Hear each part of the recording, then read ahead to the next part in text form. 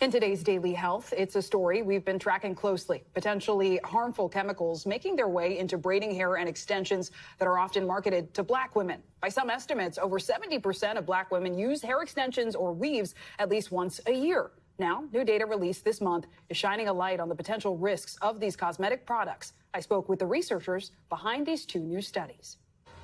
A style often deemed as protective for black women is now under scrutiny as two new studies warn of health risks in hair extensions.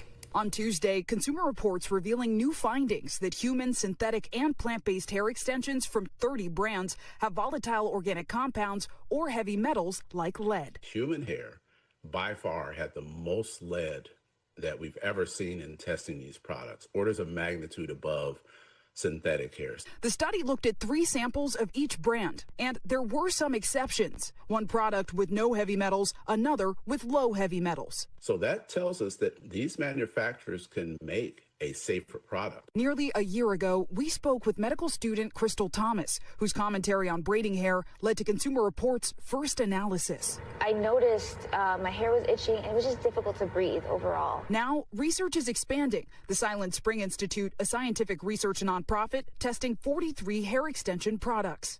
We found chemicals in these products that are associated with cancer, reproductive harm, and also birth defects.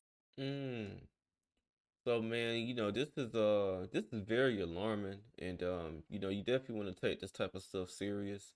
So they've found some harmful chemicals within human, synthetic, and plant-based hair.